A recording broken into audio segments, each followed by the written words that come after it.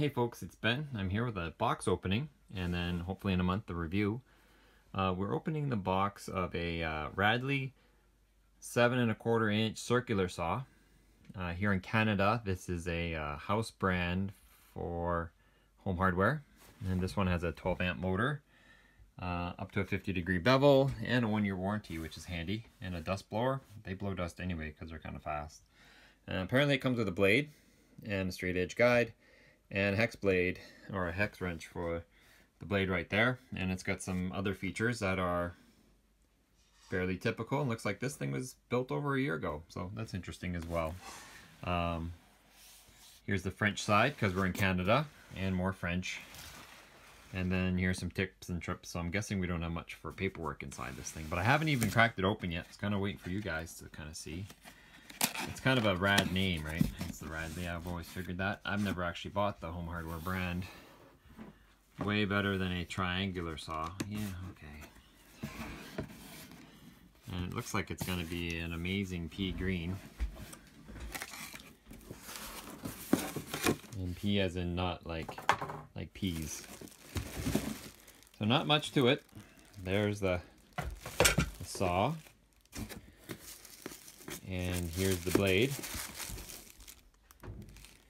And interestingly enough, a silicone packet. So obviously it came over in a boat from China, no doubt, because you're going to put it in the ocean, you might as well keep the water out of it. And looks like that's it for packaging. Just got some cardboard.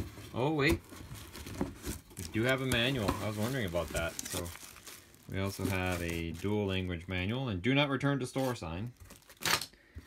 I should pull this out and see if it will. It's hard to do this stuff. I'm always doing box openings with one hand. Yeah, so we just have essentially a loose leaf box to box. So that's it in the box. It's fairly clean, doesn't smell, so that's handy. That's what you like to see in a saw.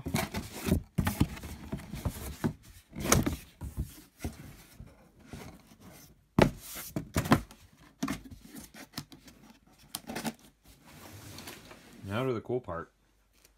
So, what have we got here? We've got a our guide there, our straight edge guide.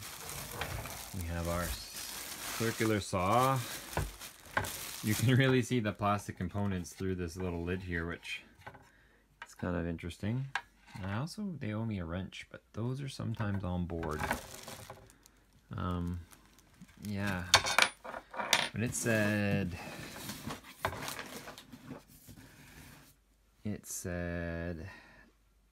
6mm hex blade wrench, but yeah, there you go. It's just a hex head for blades and stuff like that.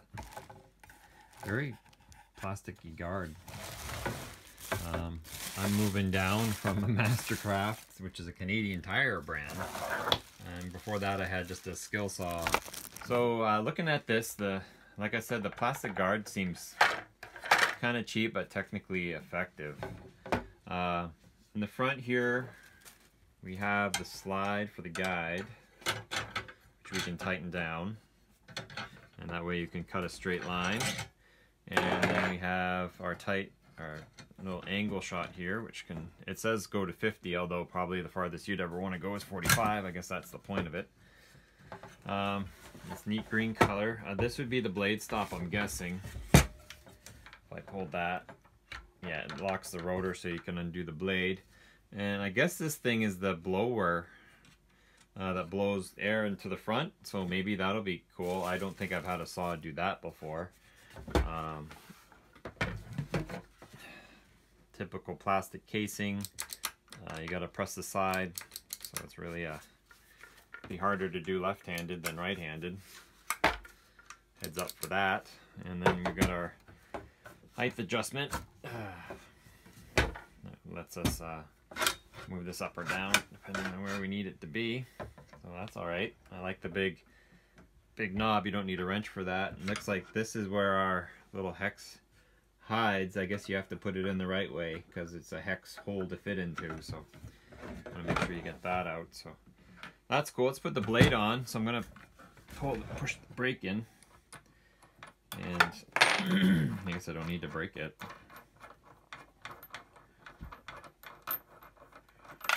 take the screw out with the washer, and then this washer here, which does have little flats on it. So that must mate up. Yeah, keeps things from spinning too bad. And a little plastic guard around the blade. Safety first, right? And then we'll stick this up here. Made in China, so that's not unexpected. Put this back in. Nothing's broken. All looks nice and new. A little bit of metal thing there. For the price point, I wouldn't expect more than that, honestly.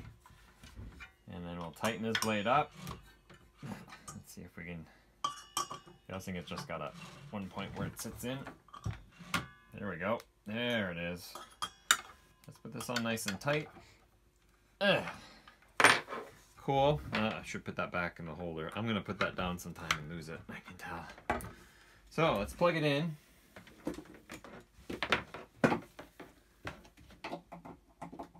It's got a typical plug, just the fat plug, normal plug, no ground. It's common for these type motors. And push the trigger and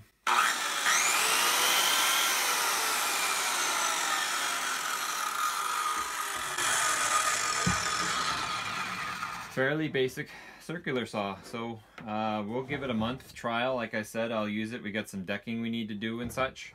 Oh, it's got a little kind of a gauge on the back here for how deep your cut will be. So if it goes from 0 to 2.5, which is exactly what it says it does. And I'll have read the manual by that point, but we'll come back in a month after I've used it and I'll actually do a review to see if what I like about it. Is it worth it for a cheap saw, or is it not worth buying? That sort of thing. If you have any questions or comments, leave them now. Go ahead in the comment section there. If you have one and you like it or you don't, let me know. Or if you have a question about it. And be sure to subscribe to our channel, Red Barn Homestead, for obviously the follow-up video for this saw now that we've got it out of its box. And we'll hopefully do a review.